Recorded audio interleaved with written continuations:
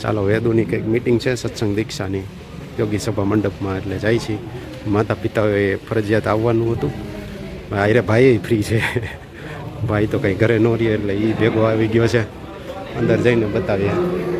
મોટી વાત હોય તો એના માટે પણ મૂકેલી છે ભગવાન વેદવ્યાસે, અને એમને કહેલી વાત એક ખોટી નથી. એમણે એવું પણ કઈ વાત કરી કે ભાઈ અમારે ઘરમાં થોડો પ્રોબ્લેમ છે.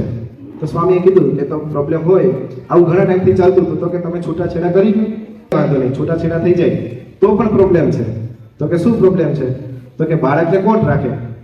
બાળક માટે પણ અત્યારે માતા પિતા એટલે કે જે ભરણ પોષણની જે વાત છે એ પણ અત્યારે કળિયુગની અંદર ભગવાન વેદવ્યાસની સાચી પડે છે. અત્યારે જો સત્સંગ દીક્ષાનો મુખપાઠ આપણા બાળકને કરાવીશું તો ઘરમાં શાંતિ રહેશે. તમે જ્યારે ઘરે આવશો ત્યારે પાણીનો ગ્લાસ લઈને તમારી પાસે આવશે. આ સત્સંગ દીક્ષાનો મહિમા છે, એટલે આપણે એને મુખપાઠ કરાવીએ છીએ. અને મારે તમને વાત હજુ ઊંડાણમાં લઈ જવી છે, એ છે મહાભારતની વાત. મહાભારતની અંદર મહાભારતનું યુદ્ધ છે ને એ વિશ્વનું સૌથી મોટું યુદ્ધ કહેવાય છે. કુરુક્ષેત્રના આ રણભૂમિની અંદર એક બાજુ કૌરવો અને એક બાજુ પાંડવો. કૌરવોનો જ્યારે અંત આવે છે, પૂરું થવા આવે છે, દુર્યોધન એ મરણ પથારીમાં લોહી લુહાણ પડેલો છે, અને અંધકાર ભરેલી રાત્રિની અંદર જ્યારે એ મરવાની તૈયારીમાં છે, એવા સમયે એક અશ્વત્થામા એમનો મિત્ર, એમને એવો વિચાર આવે છે કે જેને કૌરવોને એક પણ વંશ રહેવા નથી દીધો, તો હું એ પાંડવોનો પણ એક પણ વંશ રહેવા નહીં દઉં. આજે જ રાત્રે જઈ 5 પાંડવ, યુદ્ધ તો પૂરું થઈ ગયું છે, આપણે વાતની ખબર છે, પણ આજે રાત્રે જઈ 5 પાંડવોના માથા કાપીને હું અહીંયા દુર્યોધન પાસે મૂકીશ. એમને પ્રતિજ્ઞા લઈ લીધી અને રાત્રે નીકળે પણ છે. પણ ભગવાન કૃષ્ણની વાત કંઈક જુદી છે. એટલે એ 5 પાંડવો તો બીજી છાવણીમાં હતા, પણ એ 5 પાંડવની જગ્યાએ પાંડવોના 5 પુત્ર એમને અશ્વત્થામા પાંડવ સમજીને મારી નાખે છે.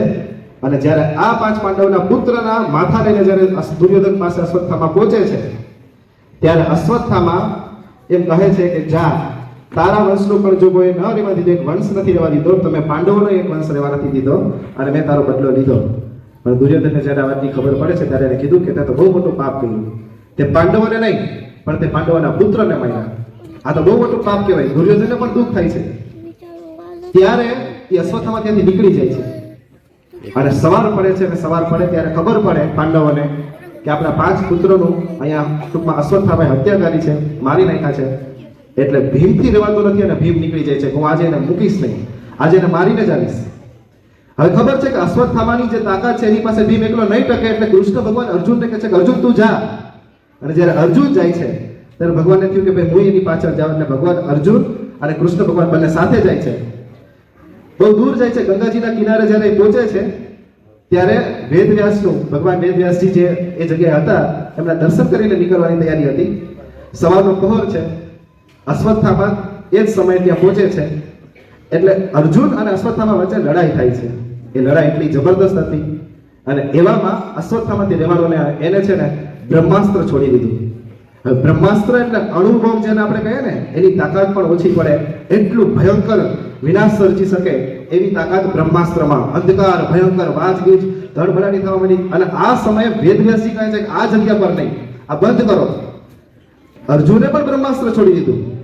પણ જ્યારે વેદવ્યાસની જે આજ્ઞા થઈ અને કૃષ્ણ ભગવાનની આજ્ઞા થઈ, એટલે અર્જુને તો બ્રહ્માસ્ત્ર પાછું ખેંચી લીધું. પણ અશ્વત્થામાને તેનું જ્ઞાન નહોતું કે પાછું કેમ આવે. એટલે કીધું કે આ તો જાશે જ. પછી ભગવાન કૃષ્ણ એને રોકે છે કે અશ્વત્થામા તું બંધ કર, આ બ્રહ્માસ્ત્રને પાછું ખેંચ. એ તો ત્યાંથી નીકળી જાય છે કે બ્રહ્માસ્ત્ર પાછું નહીં ખેંચું. પણ હજી એક વસ્તુ કહેતો જાઉં કે આ 5 પાંડવોના પુત્ર માર્યા, પણ મારા પાંડવોનો એકેય વંશ રહેવા નથી દેવો. એટલે આ જે બ્રહ્માસ્ત્ર છે અત્યારે તારા ઉપર નહીં, પણ ઉત્તરાના ગર્ભમાં, એટલે કે પાંડવનો છેલ્લો વંશ, એક જ વંશ હતો, એ ઉત્તરાના ગર્ભમાં જે પરીક્ષિત રાજા જન્મવાનો છે એને છોડું છું, એના ઉપર જાય છે. અને ત્યારે ભગવાન શ્રી કૃષ્ણએ એ ઉત્તરાના ગર્ભના રક્ષણ માટે, પાંડવોના વંશના રક્ષણ માટે અંતે સુદર્શન ચક્ર છોડે છે. અને એ સુદર્શન ચક્રથી ઉત્તરાના ગર્ભનું રક્ષણ થાય છે. આ જે વાત છે ને એ મહાભારતની વાતને આપણે અત્યારે લેવા જેવી છે. અત્યારે કળિયુગનો જે પ્રતાપ છે, તો આ તો અશ્વત્થામાએ તો એક જ બ્રહ્માસ્ત્ર છોડેલું હતું. જ્યારે આ સમયની અંદર તો ચૌતરફ ચારેય બાજુથી એ કેટલાય પ્રકારના બ્રહ્માસ્ત્ર અસુરો દ્વારા કે ખરાબ લોકો, અધર્મીઓ દ્વારા પાપાચારી લોકો દ્વારા, દુરાચારી લોકો દ્વારા છોડવામાં આવે છે, એવા સમયે આપણા બાળકનું રક્ષણ કોણ કરશે? ત્યારે પરમ પૂજ્ય મહંત સ્વામી મહારાજે 315 સુદર્શન ચક્ર છોડ્યા છે કે એકેય બાળક જ્યાં મુખપાઠ કરે ને એને કોઈ પણ બ્રહ્માસ્ત્ર જે આ કળિયુગની અંદર આવતું હોય ને એનું કાંઈ પણ બગાડી ના શકે એવો પ્રતાપ આ સત્સંગ દીક્ષાનો 315 શ્લોકનો છે અને એ આપણા બાળકો કરે છે, એનું આપણને ગૌરવ હોવું જોઈએ. આ આપણો મહિમા છે.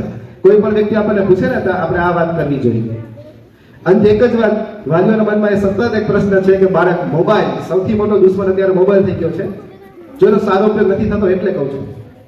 અને મોબાઈલનું સૌથી વધારે પ્રમાણમાં બાળકના યુઝફુલ એટલે કે ઉપયોગમાં આવે છે ત્યારે ચીનની અંદર ચાંદકિંગ નામની એક ગામમાં એક લોકોએ એવું આયોજન કરેલું, સંસ્થાએ, કે જે સૌથી વધારે મોબાઈલ વગર રહી શકે એના માટે આપણે 1 લાખ રૂપિયા ઇનામ આપવું છે. એટલે એમાં બધા લોકો તો કઈ એમાં ભાગ લેવા નહોતા, કારણ કે ખબર જ હતી મોબાઈલ વગર ચાલે એમ જ નથી. અંતે 100 લોકોને પસંદ કરવામાં આવ્યા અને એ 100 લોકોમાંથી 5 કે 6 વ્યક્તિને વધારે પડતા સિલેક્ટેડ થયા અને એને રૂમમાં એક રૂમ આપવામાં આવ્યો, જમવાની રહેવાની બધી વ્યવસ્થા. અને એમાં એક મહિલા વિજેતા થાય છે જેને 1 લાખ રૂપિયાનું ઇનામ મળે છે. એમણે કેટલો સમય મોબાઈલ નહોતો વાપર્યો તો કે 8 કલાક. ખાલી 8 કલાક. એટલે કે માણસ 8 કલાકથી વધારે સમય મોબાઈલ વગર રહી નથી શકતો. એવામાં આપણા બાળકો મુખપાઠ કરે છે અને એ પણ સંસ્કૃતની અંદર મુખપાઠ કરે છે. તો આપણા બાળકો માટે પણ આપણને એ અભિમાન હોવું જોઈએ, ગૌરવ હોવું જોઈએ કે આપણું બાળક કંઈક બીજી જગ્યાએ છે. તો સત્સંગ દીક્ષાનો મહિમા શું છે, એનું આપણા શાસ્ત્રો દ્વારા એનું શું ખરેખર ફાયદો છે, આપણા બાળકને શું ફાયદો થશે, એ આપણે કાયમ માટે યાદ રાખીશું. તો આ 315 સુદર્શન ચક્ર જે મહંત સ્વામી મહારાજે છોડેલા છે ને, એનાથી કાયમ માટે આપણા બાળકનું રક્ષણ થશે અને એ રક્ષણ એમના પણ આવનારા દિવસોની અંદર, ભવિષ્યની અંદર એમને પણ ઘણો ફાયદો કરશે. એવી આપણે ભગવાન સ્વામિનારાયણના ચરણોમાં પ્રાર્થના કરીએ. શ્રી સ્વામિનારાયણ ભગવાનની જય.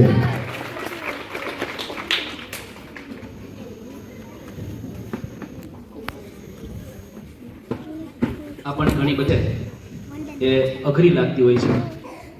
તારીખ 10 જાન્યુઆરી 2010 જમ્મુ કાશ્મીરની અંદર એક સામાન્ય ગામની અંદર એક છોકરીનો જન્મ થાય છે અને જન્મની સાથે જ એ છોકરીને છે 2 હાથ ન હતા. એટલે એના માતાને પિતાને વિચાર આવે છે કે આ છોકરીને છે એ ખેતરની અંદર ખાડો કરી અને દાટી દેવામાં આવે. થોડાક જ મિનિટમાં એનો વિચાર છે એ બદલે છે કે જે હોય તે હવે કુદરત દ્વારા જે આપણને પ્રાપ્ત થયું છે એને આપણે સ્વીકારીએ અને આગળ એને ભણાવીએ અને આગળ એને વધારીએ. માતા અને પિતા પોતે આગળ વધારે છે, સામાન્ય સ્કૂલની અંદર એ પોતે એડમિશન લે છે. આજે દીકરી છે એનો નાનો પણ એક ભાઈ, એના 2 હાથ અને 2 પગ, આમ તો 100% સારી રીતે પોતે સક્ષમ. એના સ્કૂલના શિક્ષકો પોતે એવું કહેતા કે આજે છોકરો છે એના અક્ષર કરતા છે એની મોટી બહેનના અક્ષર એ ખૂબ સારા થાય છે. પણ મોટી બહેન પાસે તો બંને હાથ ન હતા. નાનપણથી જ છે એ તેમણે એ પગથી એ તાલીમ પ્રાપ્ત કરી અને ધીમે ધીમે એવી ટ્રેનિંગ પોતે લીધેલી. આ દીકરી જ્યારે 15 વર્ષની થઈ છે ત્યારે નક્કી કરે છે કે મારે જીવનની અંદર કંઈક કરવું છે. 2 હાથ નથી, 2 પગથી જ પોતે એ તેનું જમવાનું, લખવાનું કે અન્ય કોઈ પણ કાર્ય કરે છે. આપણને જાણીને આશ્ચર્ય થશે, 15 વર્ષથી લઈ અને જ્યારે પોતે 16 વર્ષની થઈ છે, માત્ર 1 વર્ષની અંદર એ આર્ચરીની ટ્રેનિંગ પ્રાપ્ત કરે છે અને આ 1 જ વર્ષની અંદર 3 ગોલ્ડ મેડલ, 3 સિલ્વર મેડલ અને 1 બ્રોન્ઝ મેડલ સાથે આ 1 જ વર્ષની અંદર બધી જ એચિવમેન્ટ પોતે પ્રાપ્ત કરે છે. લાસ્ટની અંદર પેરિસ ઓલિમ્પિકની અંદર એ પ્રથમવાર જ્યારે પોતે ભાગ લે છે ત્યારે પણ આર્ચરી ગેમની અંદર વુમનની આ સૌથી પોતે વિશ્વની પહેલી એવી વુમન ભારતીય છે કે જેમને 2 હાથ નથી છતાં પણ પોતે આર્ચરીની ગેમની અંદર પોતે આટલી હદ સુધી પોતે આગળ છે. પેરિસ ઓલિમ્પિકની અંદર ભાગ લે છે અને ભારત માટે આપણે ગૌરવ કહી શકાય કે જેટલા આપણને મેડલ પ્રાપ્ત થયા એની અંદર 1 મેડલ એટલે કે આ શીતલ દેવીએ પણ બ્રોન્ઝ મેડલ ભારતને અપાવ્યો અને આપણું ગૌરવ એ આખા વિશ્વ લેવલે એ પ્રાપ્ત કરાવ્યું. આવો આવી જ એક કેસ સ્ટડી નિહાળીએ પૂજ્ય ઉત્તમ વિવેક સ્વામી પાસેથી.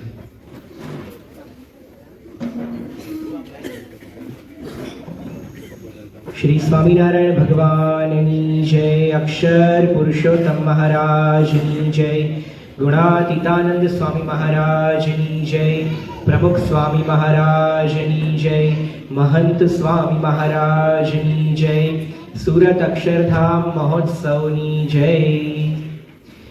યોગીજી મહારાજની બોધ કથામાં એક વાત આવે છે કે એક પોપટે બે બચ્ચાને જન્મ આપેલો અને કોઈ કારણસર એ પોપટ પોપટી યુગલ મૃત્યુ પામ્યો, એટલે બંને બચ્ચાઓને અલગ અલગ જગ્યાએ અલગ અલગ પરિવારની અંદર રાખવામાં આવ્યા. એક બચ્ચાને બ્રાહ્મણ પરિવારની અંદર, જેઓ વેદ અભ્યાસ કરતા હતા, પવિત્ર જીવન જીવતા હતા, એમાં મૂકવામાં આવ્યા. અને બીજા બચ્ચાને એક બીજા પરિવારની અંદર મૂકવામાં આવ્યું, જે લોકોનું જીવન એટલું સારું નહોતું, એ લોકોના પરિવારમાં સંપ નહોતો, થોડી ઝઘડાખોર વૃત્તિઓ હતી. હવે જે મહાત્માએ આ બંને બચ્ચાને આ બંને પરિવારમાં આપેલા, એ મહાત્માએ થોડા વર્ષો પછી એવું વિચાર્યું કે આપણે જોતા આવીએ કે બંને બચ્ચાઓ શું કરી રહ્યા છે. એટલે પોપટના બચ્ચાને જોવા માટે મહાત્મા પહેલા બ્રાહ્મણના ઘરે ગયા. ત્યાં પિંજરાની અંદર એક પોપટનું બચ્ચું બેઠું હતું અને મહાત્મા આવ્યા એટલે બોલવા માંડ્યું, આઈએ સ્વાગતમ વો મહાભાગા, સુસ્વાગતમ સુપ્રભાતમ. એટલે આ મહાત્મા રાજી થયા કે ચલો આ બાળક યોગ્ય છે, યોગ્ય જગ્યાએ બેઠું છે. એનો જ સગો ભાઈ, જુડવા ભાઈ, એ બીજા એક પરિવારમાં આપેલો અને ત્યાં મહાત્મા ગયા તો પેલો જે પોપટ એવું બોલવા માંડ્યો કે મારો આ બ્રાહ્મણ કે અહીંયા શું કામ આવી ગયો છે, એમ કહીને ગાળાગાળી કરવા માંડ્યો. વાર્તા તો નાની છે પણ સમજવાનું એટલું છે કે જે પરિવાર અથવા તો જે વ્યક્તિઓ અથવા તો જે સમૂહ પોતાની સાથે રહેલા નાના બાળકને યોગ્ય રીતે સાચવીને યોગ્ય સંસ્કાર આપે ને, તો એનું આખું વર્તન, એનું કલેવર જુદું બની જતું હોય છે. આપણી પાસે પણ ભગવાને આપેલી એક એવી અમૂલ્ય ભેટ છે જેને આપણે આપણા સંતાન તરીકે ઓળખીએ છીએ. અને એ સંતાનોને આપણે એક વિશિષ્ટ યજ્ઞની અંદર જોડ્યા છે, મોટા પુરુષને રાજી કરવાના સત્સંગ દીક્ષાના મુખપાઠના યજ્ઞની અંદર. તો એની અંદર આપણે એ લોકોને કઈ રીતે આગળ વધારવા અને કઈ રીતે તેઓ દરેક બાબતમાં આમાં આગળ વધે, એના માટેની આજે આપણે થોડી વાત કરવાના છીએ. તમારા બાળકને આગળ વધતા કોઈ રોકી શકે એવું છે નહીં, કારણ કે સાયન્સે પુરવાર કર્યું છે કે બાળક 1 વર્ષથી માંડીને 4 વર્ષ સુધીમાં જેટલું એબ્ઝોર્બ કરી શકે ને એટલું તો આપણે નથી કરી શકતા. એટલે આપણે મુખપાઠ કરવા બેસીએ અને બાળક મુખપાઠ કરવા બેસે, એ બેમાંથી વધારે સ્પીડમાં બાળક મુખપાઠ કરી શકે, કારણ કે આ એની એબ્ઝોર્બિંગ એજ છે. દુનિયામાં સૌથી વધારે એબ્ઝોર્બ કરી શકવા વાળી ઉંમર હોય તો એ આ બાળપણની છે. એટલે બાળકો ધારે શીખી શકે, ધારે કરી શકે. પણ આજના જમાનાની અંદર બાળકને શીખવા માટે, આગળ વધવા માટે ઘણા બધા પરિબળો એ રોકી રહ્યા છે. અને એમાંનું આમ બીજા બધા પરિબળો તો હવે બહુ એક્ઝિસ્ટ નથી કરતા. પહેલાના જમાનામાં તો સુવિધાઓ નથી, ફેસિલિટીઝનો અભાવ હતો, પુસ્તકો નહોતા, સ્કૂલો નથી, ટીચિંગ સિસ્ટમ નહોતી. અત્યારે તો એ બધું જ છે, પણ અત્યારે એક જ વસ્તુ અને એક જ વસ્તુ બાળકને રોકી રહી છે અને એ છે સ્ક્રીન. આપણે થોડી વાતો અહીંયા જોઈશું પીપીટીના માધ્યમ દ્વારા. સ્ક્રીનનો વિવેક એ આપણે આપણા બાળકમાં, આપણી અંદર પણ રાખવો જોઈએ. એ બાબતે આજે આપણે કેસ સ્ટડી જોવાના છીએ. નેક્સ્ટ, પ્રમુખ સાંઈ મહારાજ એવું કહે છે કે જો ટેકનોલોજીનો ઉપયોગ વિવેકથી કરીશું તો એ આશીર્વાદ, અને વિવેકથી નહીં કરીએ ને તો અભિશાપ. આપણા ખિસ્સાની અંદર રહેલી આ એક વસ્તુ આપણા બાળકને ડોક્ટર, એન્જિનિયર અને મોટો માણસ થતા રોકી શકે છે. તો એની વાત આપણે થોડી કરવાના છીએ. નેક્સ્ટ, આ છે ડોક્ટર બેન કાર્સન. એનો કેસ આજે આપણે થોડો સમજીશું. બેન કાર્સનનો જન્મ 18 સપ્ટેમ્બર 1951 અમેરિકાના ડેટ્રોઇટની અંદર થયેલો. હવે આ બેન કાર્સન છે ને, એમના માતા પિતા એ જુદા પડી ગયેલા. એમની માતાએ કોઈ અભ્યાસ નતો કરેલો, 3 ધોરણ સુધી ભણેલા. પણ આ બેન કાર્સનને લઈ અને તેઓ પોતાના પતિથી જુદા રહેતા હતા. અને પરિસ્થિતિ એવી હતી કે આ બેન કાર્સન છે ને એ ખૂબ તોફાની હતો, અને એટલો બધો તોફાની કે કલ્પના ના કરી શકાય. નેક્સ્ટ સ્લાઇડ બતાવજો. આપણે સ્લાઇડ ચાલુ રાખજો. હવે એ બેન કાર્સન એ અમેરિકાની અંદર જ્યારે રિટાયર થયો ને, ત્યારે ન્યુરોસર્જન હતો, એકેડેમિક માણસ હતો, ઓથર હતો અને ગવર્મેન્ટ ઓફિશિયલ હતો, જેણે 17માં United States secretary housing and urban development તરીકે સેવાઓ આપી છે. નાનપણની અંદર જેની પાસે કંઈ જ નહોતું, માતા પણ સામાન્ય સ્થિતિની અંદર હતી, પોતે પણ એકદમ તોફાની હતો, એ માણસ રિટાયર થયો ને ત્યારે આવો હતો. નેક્સ્ટ, ટ્રમ્પ સાથે આપણે એને જોઈ શકીએ છીએ, અમેરિકાના પ્રેસિડેન્ટની સાથે. એ જ્યારે 33 વર્ષનો હતો ને, નેક્સ્ટ, ત્યારે એ પીડિયાટ્રિક ન્યુરોસર્જરીનો જ્હોન હોપકિન્સન હોસ્પિટલનો ડિરેક્ટર બન્યો. આ માણસ એકદમ સામાન્ય લાગે છે અને આપણે જ્યારે એનો પૂર્વાશ્રમ જોઈશું ત્યારે આપણને વિચાર જ નહીં આવે કે આ આવો હતો નેક્સ્ટ. એની એક બહુ ફેમસ સ્ટોરી છે, ધ સ્ટોરી ઓફ નાઇફ, ચાકુની સ્ટોરી. ચાકુની વાર્તા સાંભળી છે કોઈ બાળકોએ? પણ આજે આપણે તમને સંભળાવીશું. આ બેન કાર્સન હતો ને, નાનપણમાં ભણવામાં અત્યંત તોફાની. એના સ્કૂલના શિક્ષકો એનાથી હારી ગયેલા, થાકી ગયેલા. એના સહાધ્યાયીઓ એને ચીડવે કે તું છે ને સાવ નાલાયક છો, અને એને આમ બુલી કરે એટલે એને પોક કરે, હળી કરે, એને ભણવા ના દે, એવો તોફાની હતો. હવે એને છે ને જાત જાતની બધી ટેવો હતી એ જમાનાની અંદર. એટલે સખત વ્યસનના રવાડે પણ ચડવાની શરૂઆત એની થઈ ગઈ હતી.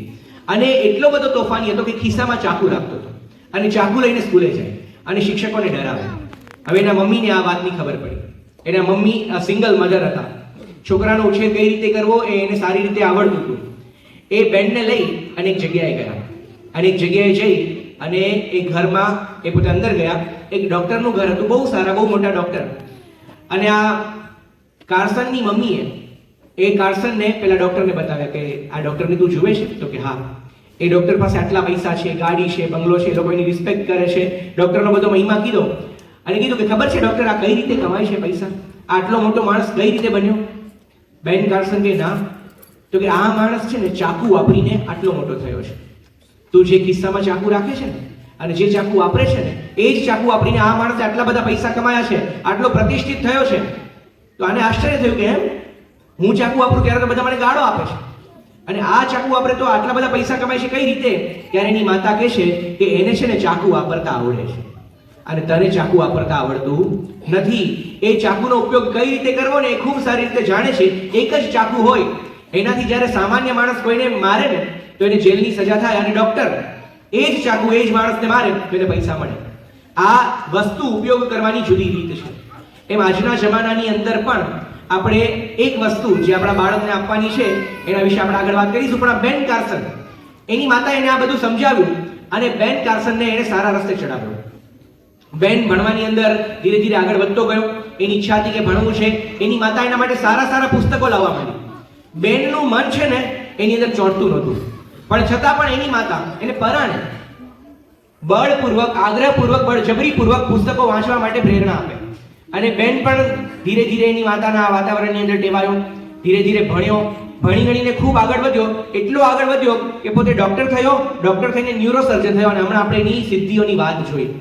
એક માણસ જે ખિસ્સામાં ચાકુ રાખીને ફરતો હતો લોકોને મારવા માટે, એ યુનાઇટેડ સ્ટેટ્સ ઓફ અમેરિકાનો હેડ સેક્રેટરી થઈ શકે છે. આ વાત શક્ય છે આપણા બાળક માટે પણ. પણ જેમ બેન કાર્સન ખિસ્સામાં ચાકુ લઈને ફરતો હતો ને અને એની માતાએ એને રોક્યો, એમ આપણા બાળકો માટે પણ આજના જમાનાનું ચપ્પુ ને એટલે આ સ્ક્રીન છે, સોશિયલ મીડિયા છે, આ ફોન છે. નેક્સ્ટ, આ ફોનથી આપણે ચેતતા રહેવાનું છે. બીજી ઘણી બધી બાબતો જે ચેતતા રહેવાનું છે એ ઘણી બધી બાબતો આની અંદર જ આવી રહી છે. આપણે બધા ઘરની અંદર ફોન લઈને બેઠા હોઈએ અને પછી આપણા બાળકને પણ ફોનના રવાડે ચડવાની પ્રેરણા મળે. એવા ઘણા બધા બાળકો છે અહીંયા અમે જોયા છે કે જે લોકો એના મમ્મી પપ્પાને પૂછ્યા વગર ફોન અડતા પણ નથી, અને એવા બાળકો પણ જોયા છે કે જે ફોન હાથમાં લીધા વગર જમતા પણ નથી. અહીંયા સમર્થ અને પરમ બેઠા હશે. કૌશિકભાઈ છે ને આપણા, સોજિત્રા, એમના દીકરાઓ, એ એના મમ્મી કે પપ્પાને પૂછ્યા વગર ફોન અડે નહીં. જ્યારે જરૂર હોય ને ત્યારે એના મમ્મીને કે પપ્પાને પૂછે અને પછી જ ફોન અડે. આપણે આપણા બાળકને જો બેન કાર્સનની જેમ આગળ વધારવો હોય, એની માતાએ એના બાળકને જેમ પ્રેરણા આપી એમ પ્રેરણાઓ આપી હોય ને, તો આપણે આપણા બાળકને ચપ્પાનો ઉપયોગ કઈ રીતે કરવો, આજના જમાનાની અંદર મોબાઈલનો ઉપયોગ કઈ રીતે કરવો ને શીખવવું પડશે.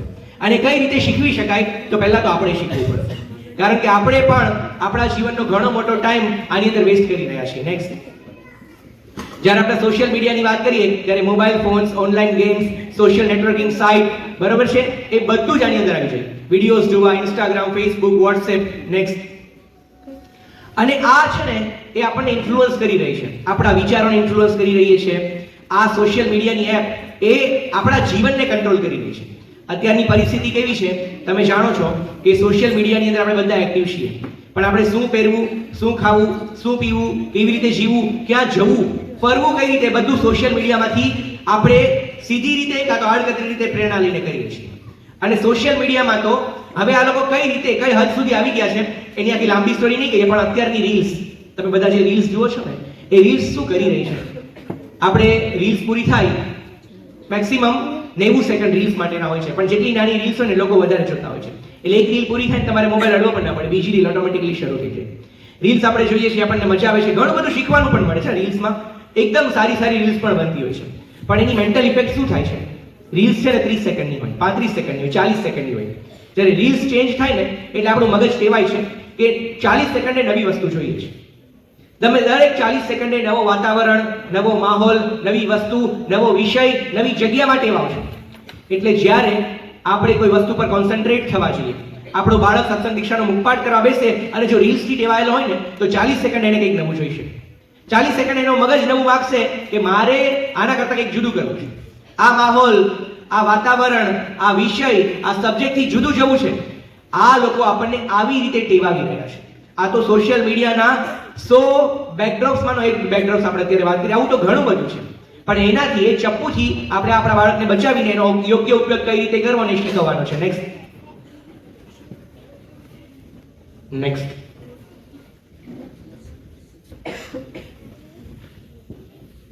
અને આ સોશિયલ મીડિયા છે ને એ આપણને ફ્રીમાં આપવામાં આવે છે. આપણા નાના નાના બાળકો અત્યારે તો કદાચ નથી વાપરતા, પણ આપણને વાપરતા જોઈને ભવિષ્યમાં એ વાપરતા થશે. તો આપણે હવે એને કઈ રીતે એ સોશિયલ મીડિયા ટેકલ કરતા શીખવાનું છે, એના માટે આપણે આ લોકોની પોલિસી સમજવી પડશે. તમે બધા ફેસબુક, વોટ્સએપ, ઇન્સ્ટાગ્રામ, ટ્વિટર ઘણું બધું વાપરો છો, તો તમે તો ફ્રીમાં વાપરો છો ને, આપણે કંઈ પૈસા ચૂકવીએ છીએ. તો ક્યારે એવો વિચાર કર્યો છે કે આ લોકો પૈસા લાવતા ક્યાંથી હશે?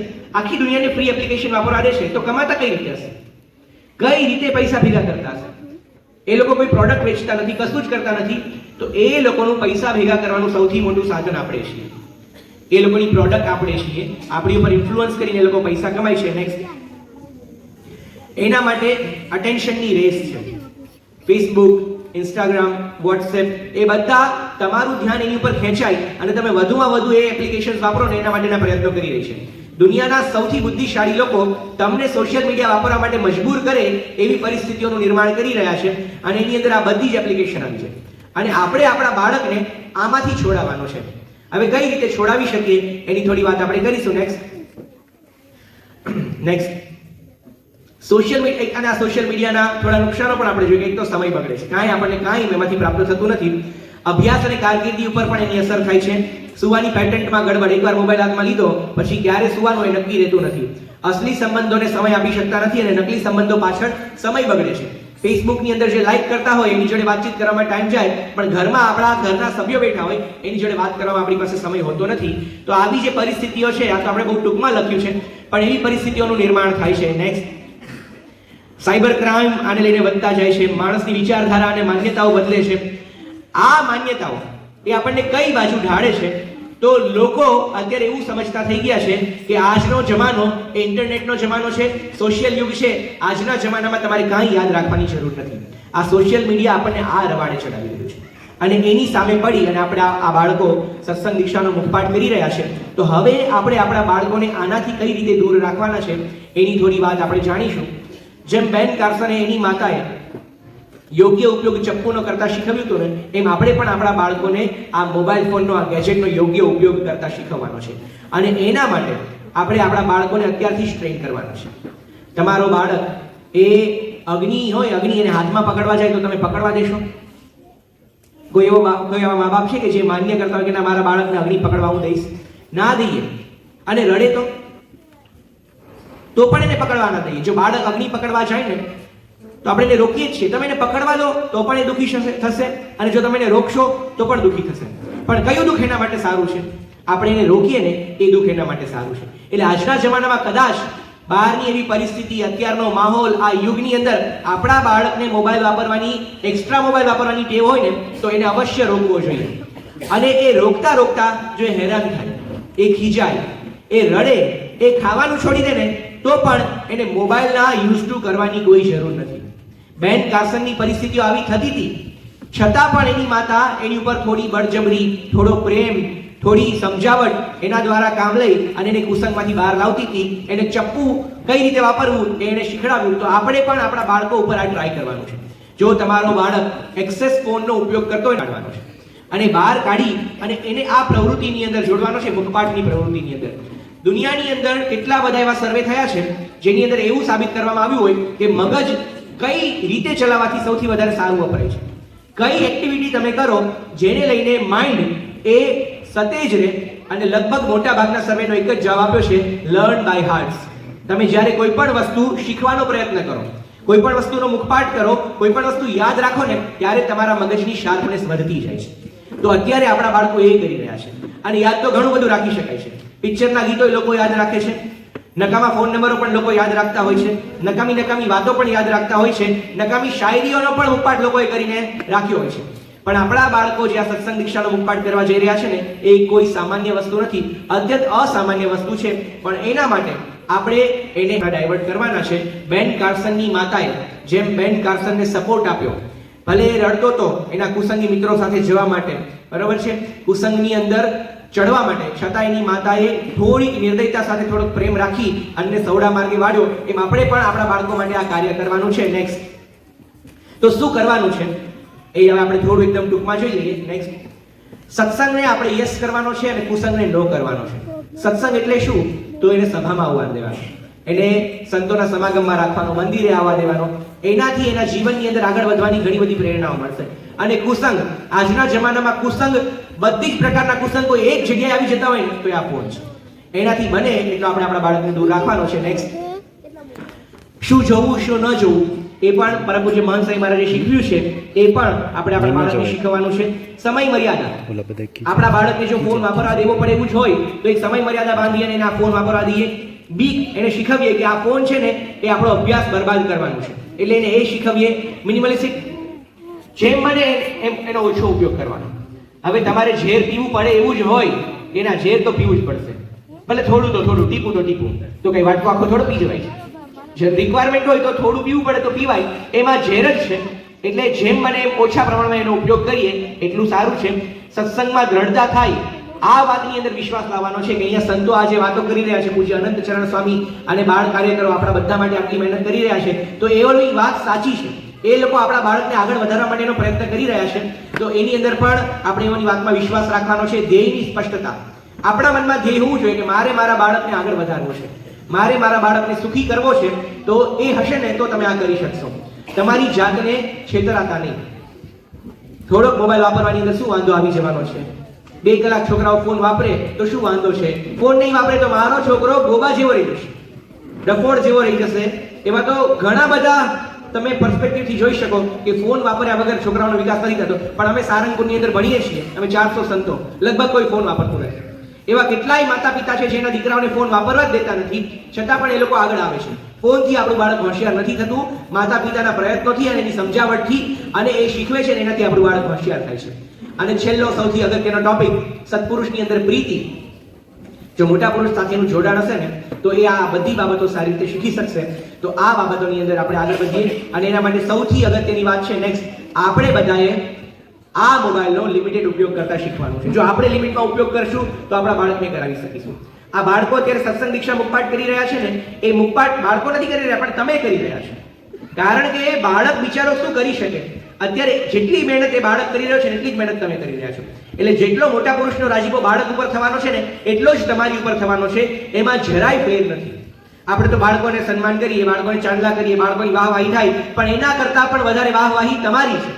કારણ કે તમારો બાળક જે શીખે છે ને એના મૂળમાં તમે છો. તમે એને મોટો કર્યો છે, તમે એને આ બધું શીખવી રહ્યા છો. 3-3 વર્ષના છોકરાઓ જેને વાંચતા પણ નથી આવડતું પણ એના માતા પિતા મહેનત કરીને એને સત્સંગ દીક્ષાનો મુખપાઠ કરાવે છે. તો આપણે પણ જો આપણું બાળક સારી રીતે મુખપાઠ કરી શકે, આપણા બાળકને સારી દિશામાં વાળવો હોય, આપણા બાળકને આગળ વધારવો હોય ને, તો આપણે આ સોશિયલ મીડિયાનો, આ ફોનનો ઉપયોગ આપણે પણ ઓછો કરવો પડશે. બાળક તો કેવું હોય છે, જેટલું જોવે છે એટલું એ શીખે છે. જો આપણે આખો દિવસ ફોનમાં રચ્યા પચ્યા રહીએ તો બાળક શું શીખે? એને એવું થાય કે આમાં કંઈક મજા આવતી હશે. પણ આપણે જ બાળકોની સામે મર્યાદિત ઉપયોગ કરીએ ને તો ખરેખર બાળક એના જીવનમાં આગળ વધી શકતું હોય છે. આપણે બહુ બધી વાતો તમને નહીં કરીએ, પણ એક છેલ્લો કેસ જોઈએ કે મોબાઈલનો ઉપયોગ કરીને આખો દિવસ તમે ઉપયોગ કરશો તો શું ફાયદો થશે? આ તો છે ને, આ સોશિયલ મીડિયા તો છે ને સમુદ્ર છે, દરિયો છે, અને તમે જોઈને કેટલું બધું આ બધું વાપરશો. આપણે ખાલી એક યુટ્યુબનું દ્રષ્ટાંત લઈએ તો યુટ્યુબની અંદર આપણે વિડીયો જોવા માટે બેસીએ, રીલ્સ જોવા માટે બેસીએ અને ચાલ્યા જ કરે, બંધ જ નથી. કેટલું જોઈશું? તો યુટ્યુબના ખાલી સ્ટેટિસ્ટિક્સ તમને આપણે વાત કરીએ છીએ કે રોજના 36 લાખ વિડીયો યુટ્યુબ ઉપર અપલોડ થાય છે. રોજના દરેક મિનિટે 500 કલાકનું મેટર યુટ્યુબ ઉપર અપલોડ થાય છે. હવે ટોટલ ડ્યુરેશન જોઈએ ને તો 7,20,000 કલાકનું રોજનો વિડીયો 7,20,000 કલાકના રોજ અપલોડ યુટ્યુબ ઉપર થાય છે. અને જો તમે 80 વર્ષ લાઈફના જુઓ ને તો 7,08,000 કલાકના વિડીયો જોઈ શકો. 80 વર્ષ સુધી કન્ટિન્યુઅસ યુટ્યુબ જુઓ ને તો 7,08,000 કલાકના વિડીયો જોઈ શકો, તો પણ એક દિવસમાં લોકો જેટલું ચડાવે છે ને એ પૂરું નહીં થાય. તો આ તો છે ને એટલું બધું છે કે એનો પાર આવે એમ જ નથી. આપણે આપણો કિંમતી સમય, આપણે આપણું કિંમતી ચારિત્ર, આપણું જીવન એ શા માટે આ ક્ષુલ્લકની વાતોમાં વેડફીએ? એના કરતાં આપણા બાળકો સાથે સમય ના કાઢીએ, આપણા બાળકોને મુખપાઠ ના કરાવીએ. તો આ બાબતની અંદર હવે આપણે આગળ વધવાનું છે. પરમ પૂજ્ય મહંત સ્વામી મહારાજે આપણા બધા ઉપર બહુ મોટી કૃપા કરી છે કે એમણે આવા સંતોને, આવા કાર્યકરોને આપણા બાળક આગળ આવે ને એના માટે મૂક્યા છે. બાકી આપણો બાળક સત્સંગ દીક્ષાનો મુખપાઠ કરે એનાથી આ બાળકોને, એના આ બાળ કાર્યકરોને શું ફાયદો થવાનો છે? આ સંતોને અનંતચરણ સ્વામી આટલી બધી મહેનત કરી રહ્યા છે.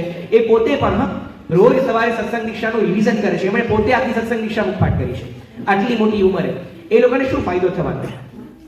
આપણા ફાયદા માટે એ લોકો આટલી મહેનત કરી રહ્યા છે. જો તમારું બાળક આગળ વધે એના માટે આ લોકો આટલી મહેનત કરી રહ્યા હોય તો આપણે શા માટે ના કરવી? તો આજના દિવસે મહારાજ સ્વામીના ચરણોમાં પ્રાર્થના કરીએ કે જેવી રીતે આ બધા મહેનત કરી રહ્યા છે આપણા બાળકને આગળ લાવવા માટે, એમ આપણે પણ આપણા બાળકને આગળ લાવવા માટે આ બેન કાર્સનની જે આજે વાત કરીને એના માતાએ એને જે રીતે ટેકલ કર્યો છે, એને જે રીતે આગળ વધાર્યો છે, એવી રીતે આપણે પણ આપણા બાળકને સારી રીતે ટેકલ કરીને એને યોગ્ય અયોગ્યનો વિવેક શીખવીને, મોબાઈલ વાપરવાનો વિવેક શીખવીને, મોબાઈલની અંદર જે સારું છે એ વાપરવાનું જણાવીને એને આગળ વધારી શકીએ. અને આપણા બાળકો પણ બધા ખૂબ સારી રીતે સત્સંગ દીક્ષા મુખપાઠ કરી શકે. બધાએ બધા બાળકોને સત્સંગ દીક્ષા મુખપાઠ પૂર્ણ થાય એટલું જ નહીં, આગળ જતા સ્વામિનારાયણ સિદ્ધાંત કારિકાઓનો મુખપાઠ પણ કરી શકે એવી આપણે મહારાજ સ્વામીના ચરણોમાં પ્રાર્થના કરીએ. શ્રી સ્વામિનારાયણ ભગવાનની જય.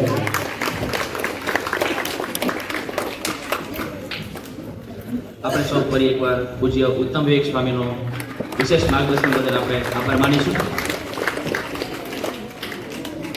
અહીં બેઠેલા તમામ બાળકો અને વાલી સ્ત્રીઓને એક પ્રશ્ન પૂછવાનું મન થાય.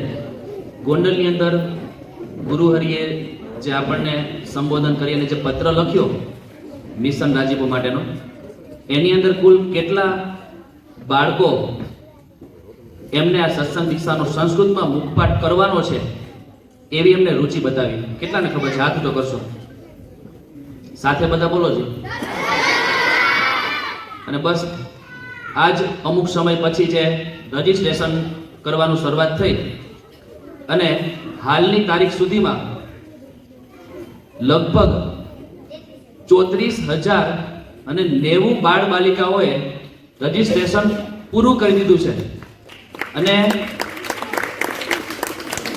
આ સંખ્યા પૈકી 375 કરતા વધારે બાળ બાલિકાઓએ ગોંડલ શહેરની અંદર એ રજીસ્ટ્રેશન પૂરું કરેલું છે. એની અંદર પણ આપણે જે છેલ્લી રવિ સભાની અંદર સન્માનિત કરેલા આ 375 સંખ્યા આપણને ખૂબ વધારે લાગે, પણ એમનું ટૂંકું પરિણામ અને રિપોર્ટ કે ક્યાં સુધી આ બાળ બાલિકાઓએ મુખપાઠ એ સંસ્કૃતની અંદર કરેલ છે એ આપણે જાણીએ બાળ સંયોજક જયમીનભાઈ કટેસિયા પાસેથી.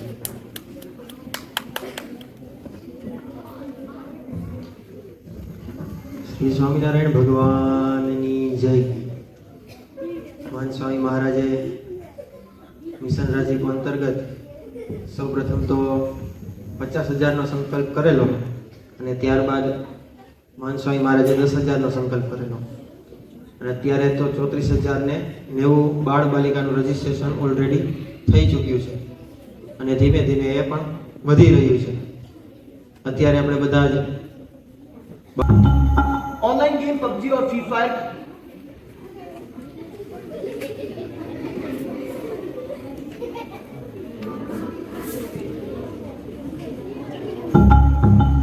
ऑनलाइन गेम पबजी और फ्री फायर किस तरह बच्चों पर असर डाल रहे हैं उसका एक वाकया अलवर से सामने आया है, जहां 15 साल के इस बच्चे ने 6 महीने पहले से पबजी और फ्री फायर गेम खेलना शुरू किया और आज हालत ये हो गई कि उसका मानसिक संतुलन और प्रतिकूल प्रभाव पड़ा है और हाथ पांव भी अब कांपने लगे हैं.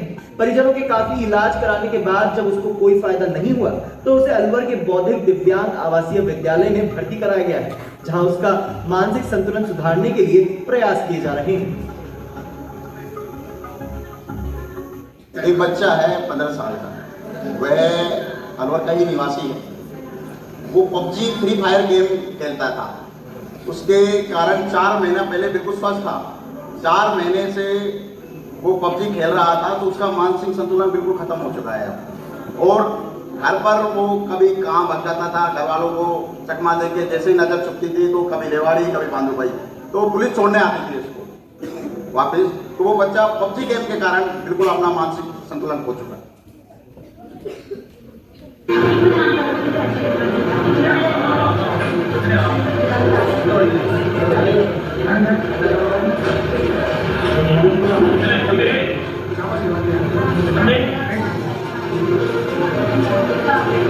नमस्कार दोस्तों, ऑनलाइन गेमिंग का असर किस हद तक हो सकता है आप इस वीडियो में देख सकते हैं। ये वीडियो कहां का है अभी तक ये स्पष्ट नहीं हुआ है, लेकिन आप सीधे तौर पर देख सकते हैं कि ऑनलाइन गेम के चक्कर में इस शख्स के साथ क्या हुआ। दरअसल ऑनलाइन गेमिंग का खुमार इन दिनों युवाओं के सर चढ़कर बोल रहा है और ऐसे में वो कई तरह की गलतियां भी कर बैठे हैं। ऑनलाइन गेम के चक्कर में कई तो अपराध के रास्ते से भी गुजर रहे हैं। ऑनलाइन गेम्स इन दिनों युवाओं के बीच काफी प्रसिद्ध है। ऐसे में ऑनलाइन गेम्स के चक्कर में युवा अपनी सेहत के साथ साथ अपनी लाइफ को भी बर्बाद कर रहे हैं। ऑनलाइन गेम्स में बिगड़ते तो युवा है, लेकिन इससे कंपनियां काफी मोटी रकम कमाई करती है। इस वीडियो में देखा जा सकता है कि किस तरीके से ये युवक बेहोशी के हालत में भी गेम्स खेलते हुए नजर आ रहा है। इसके हाथों में कोई मोबाइल फोन नहीं है, लेकिन इसके हाथों का एक्शन बिल्कुल ऑनलाइन गेम्स खेलने की तरह ही है। દીક્ષા ગ્રંથ અંતર્ગત મિશન રાજીપો એ મુખપાઠ કરવા માટેની બાળકોને આજ્ઞા કરી છે, ત્યારથી બાળકોની અંદર દિન પ્રતિદિન ઘણા બધા ફેરફારો જોવા મળે છે। બાળકોને અત્યારે તમે મોબાઈલ કે ટીવી જોવા ન આપો તો તમને રડતા જોવા મળે, મોબાઈલની અંદર ગેમ રમવા ન આપો તો રડતા જોવા મળે, તમે એમના મનગમતી વસ્તુ ભાવતી વસ્તુ તમે ન આપો તો રડતા જોવા મળે। પરંતુ આજે આપણા ગોંડલની અંદર નો એક બાળક વંદન અમિતભાઈ ગોજારિયા, તેઓ પોતે ગાયત્રીનગર વિસ્તારમાં રહે છે અને એમને છે ને સત્સંગ દીક્ષા ગ્રંથ નહોતો મળ્યો ને, અને એમને મુખપાઠ કરવાની ઘરેથી બધા સભ્યોએ ના પાડી હતી કે હજી બાળકની ઉંમર નાની હતી અને તેઓ મુખપાઠ કરી શકે તેમ નહોતા, એટલે એ બાળકને મુખપાઠ કરવાની ના પાડીને એટલે બાળક રડતો હતો। આવી પરિસ્થિતિની અંદર વંદનભાઈ અત્યારે મુખપાઠ કરી રહ્યા છે અને હાલ તેઓને 70 થી 75 શ્લોક પણ થઈ ગયા છે અને રેગ્યુલર તેઓ મુખપાઠ કરી રહ્યા છે। અમે કાર્યકરોને ફોન કરીએ કે આજે વંદનભાઈ તમારે મુખપાઠ આપવાનો છે, તો એ સમયની અંદર પણ થોડો ફેરફાર થાય ને તો ઘરે રડવા માંડે કે ક્યારે મારે મુખપાઠ લેવાશે, ક્યારે હું મુખપાઠ આપીશ। આજ સુધી એમના મમ્મી પપ્પાને ક્યારેય પણ એમને મુખપાઠ કરવા માટે બેસાડવા નથી પડ્યા કે આજે તું 2 શ્લોક કરી નાખ, 3 શ્લોક કરી નાખ। તો આવા આપણા ગોંડલના જ બાળક વંદન અમિતભાઈ ગોજારિયા પાસેથી આપણે પ્રેરણા લઈએ। શ્રી સ્વામિનારાયણ ભગવાનની જય। હવે મારો દીકરો માનવ જોશી જે 3જા ધોરણમાં અભ્યાસ કરે છે, હવે અમે પહેલા 3 થી 4 વર્ષ પહેલા હું અંકલેશ્વર હતો, જે જોબ મારી ત્યાં હતી, એટલે એ વખતે ક્રિસ્યુ કરીને બાળક હતો, ત્યારે માનસાઈ મહારાજાથી સત્સંગ દીક્ષાની રચના કરી હતી। એ બાળક લગભગ 3 કે 4 વર્ષનો હતો, પણ એ કારિકા સુધી પહોંચી ગયો। એટલે માનવને એવું હતું કે મારે કરવું છે, પણ એ દર વખતે કરે ગુજરાતીમાં જ્યારે કરતો હતો, એટલે 25-30 શ્લોક સુધી પહોંચે। હવે પછી મારે ગોંડલ આવવાનું હતું, મારી જોબ અહીંયા નજીક થઈ, એટલે માનવ પ્રયત્ન કરે પણ થતા નહોતા, થોડી વાર ચાલુ કરે પણ એ મુકાઈ જાય। હવે ત્યારથી આ મિશન રાજીપો એવો પ્રોજેક્ટ આવ્યો બાળ પ્રવૃત્તિ તરફથી, સાથે સાથે સંતો અને કાર્યકરોની અથાગ મહેનત એમ હું કહીશ, કારણ કે એમની જ પ્રેરણાથી અને એમના જ ઉત્સાહ વધારવાથી આ થાય છે। હવે થયું કેવું કે ઘણા નિયમ એમણે લઈ લીધા કે હું જ્યાં સુધી સત્સંગ દીક્ષા નહીં કરું ત્યાં સુધી આ નહીં કરું, આ નહીં કરું। અમે કોઈ ઘરેથી એમણે કીધેલું નહીં કે ભાઈ આ નિયમ લેવાના છે, આમ કરવાનું છે। કાર્યકરોએ પૂર્વે લીધેલા હશે એમાંથી એમણે પ્રેરણા લીધી।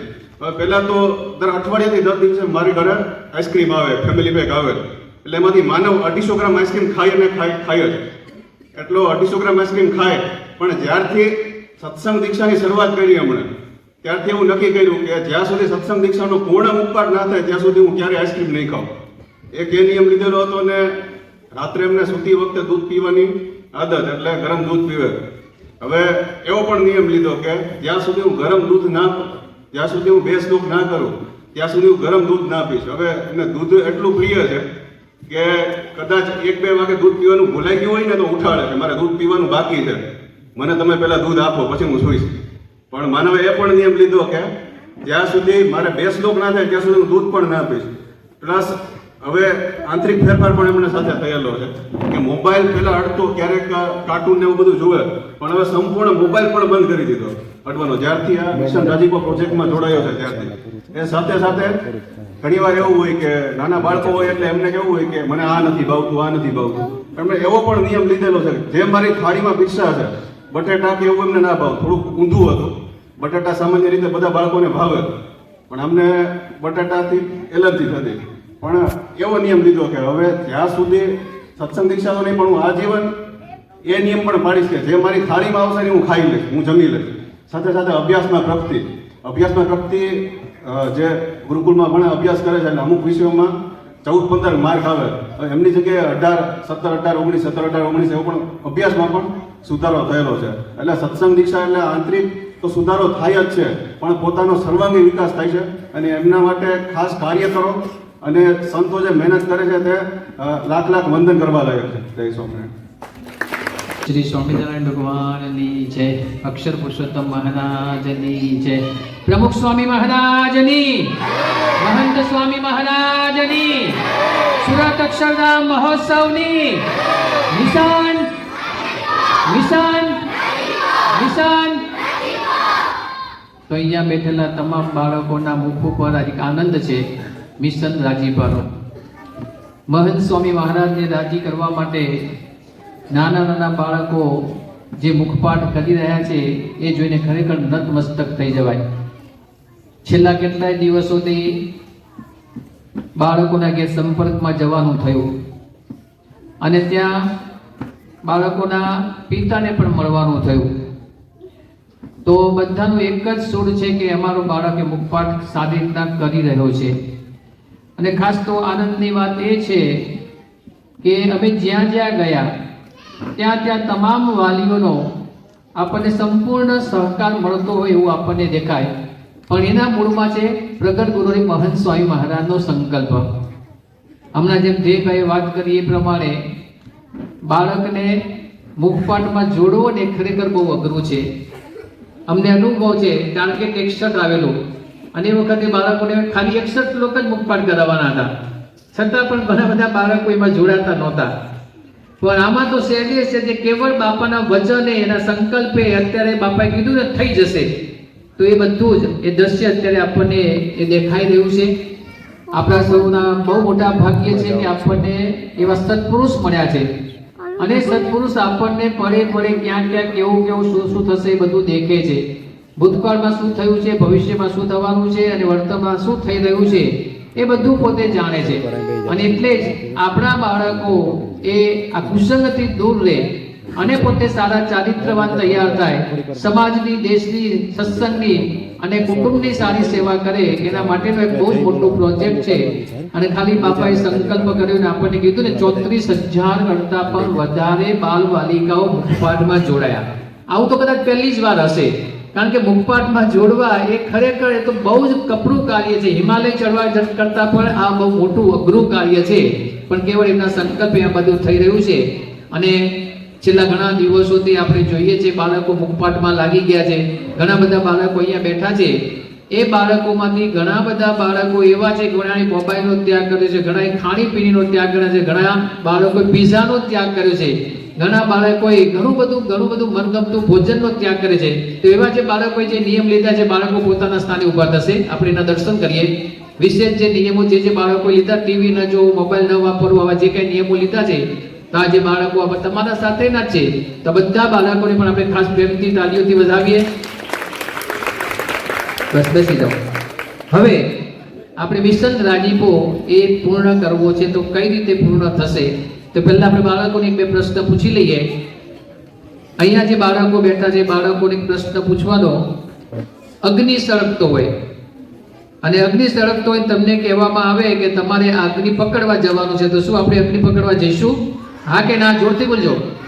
ના. અહીંથી સાપ પસાર થતો હોય, અને ઝેરી સાપ, કોબરા. કોણ? અને કોબરાને તમને કહેવાનું હોય કે આ કોબરા પકડવાનો છે, તો આપણે પકડવા જઈશું? હા કે ના? ના. બરાબર.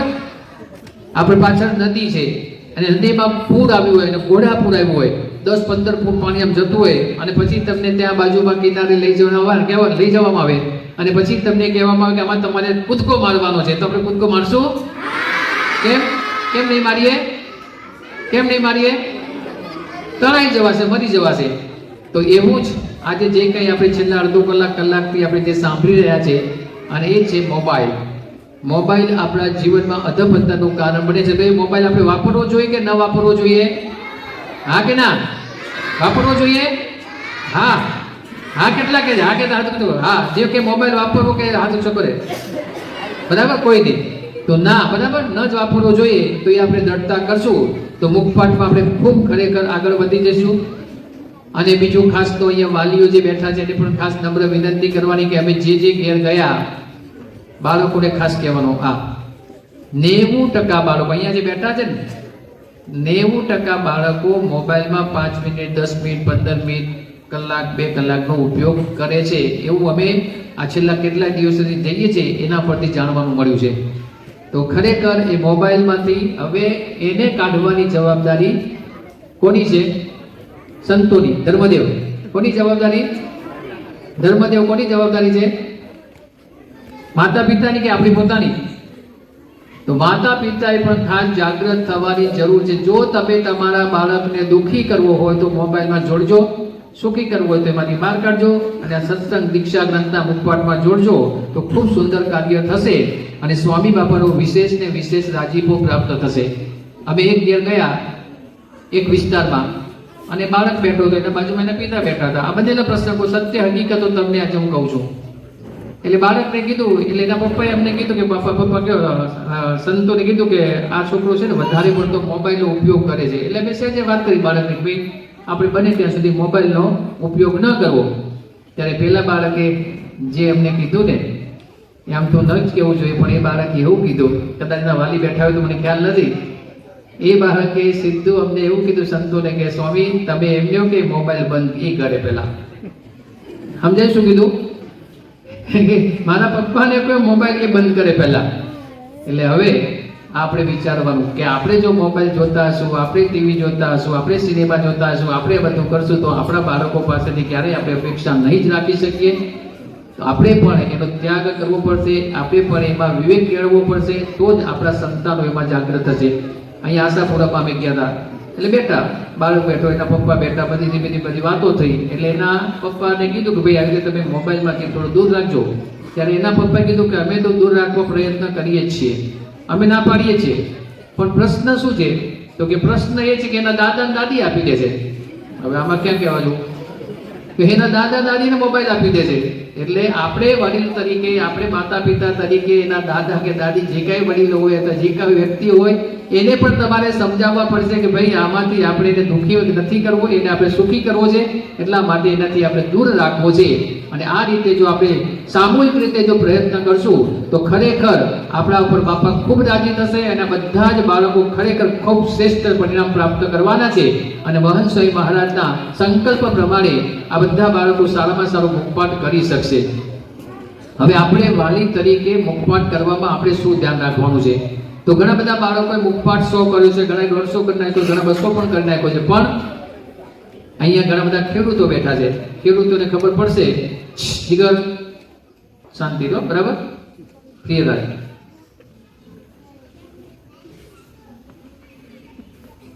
ઘણા ખેડૂતો અહીંયા બેઠા છે. તો ખેડૂતોને ખબર છે કે આગળ વાવતો જાય અને પાછળ તોડતો જાય તો શું પરિણામ આવે? શું થાય? યાદ રહે? એટલે બધું ઘાસ છે કે જે કઈ વાવ્યું, ઘઉં વાવ્યા હોય કે પછી સિંગ ના વાવ્યું હોય કે જે કઈ વાવ્યું એ ઉગે નહીં. એમ ઘણીવાર આપણા સંતાનોમાં અત્યારે આવી પરિસ્થિતિ ક્યાંક ક્યાંક જોવા મળે છે. અમારા જીગરભાઈ છે, મુખપાઠ થઈ ગયો હતો ઘણા વખત પહેલા, પણ અત્યારે જ્યારે મુખપાઠ અમે અઠવાડિયા 10 દિવસ પહેલા લીધો તો ના આવ્યો. એનું કારણ શું છે? રિવિઝનનો અભાવ.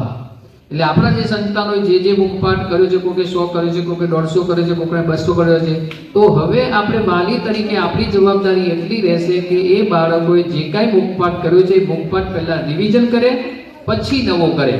કારણ કે પછી શું થશે? આગળ કરતો જશે, પાછળ ભૂલતો જશે. પછી જ્યારે 315 શ્લોકોનો જ્યારે એને મુખપાઠ આપવાનો આવશે ત્યારે એ મુખપાઠ આપી શકશે એમાં પાસ થઈ શકશે નહીં. એટલે જે કંઈ 100, 150, 200 સુધી પહોંચ્યા છે બાળકોને પણ ખાસ નમ્ર વિનંતી અને વાલીઓને પણ ખાસ નમ્ર વિનંતી છે કે એને પહેલા દરરોજના 100 શ્લોકનો મુખપાઠ કર્યો છે એનું રિવિઝન લગભગ 10 થી 12 મિનિટમાં 100 શ્લોકનું પ્રેમથી પુનરાવર્તન થઈ શકે છે, રિવિઝન થઈ શકે છે.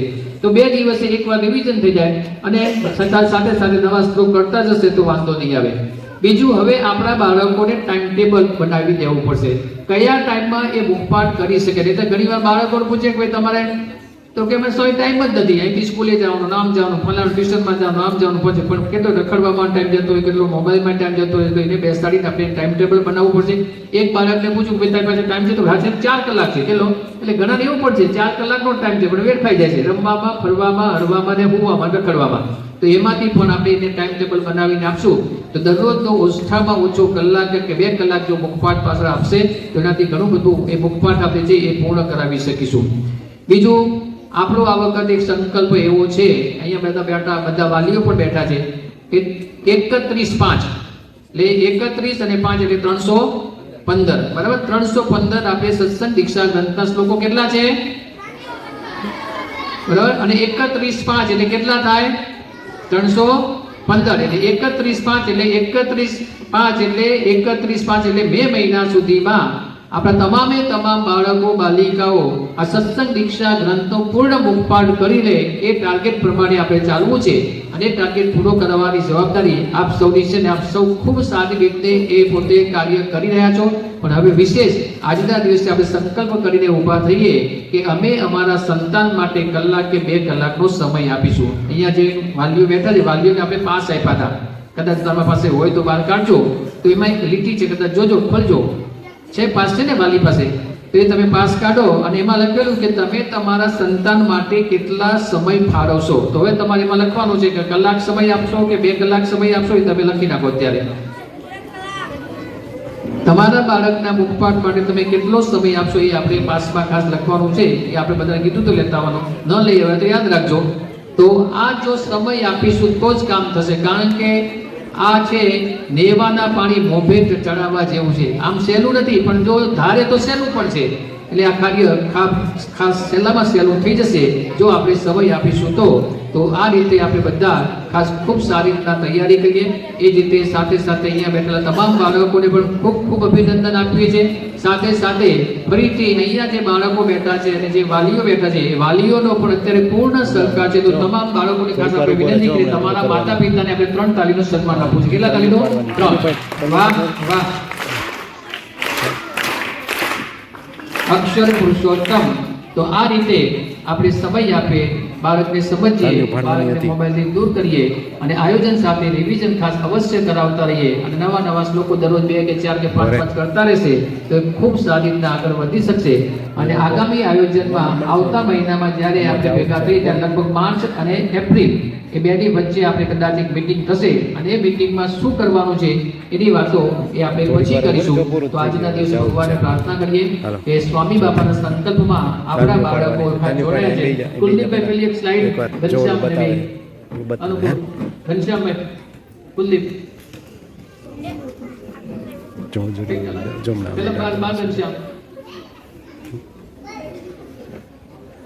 તો મહંત સ્વામી મહારાજે ને જ્યારે પ્રશ્ન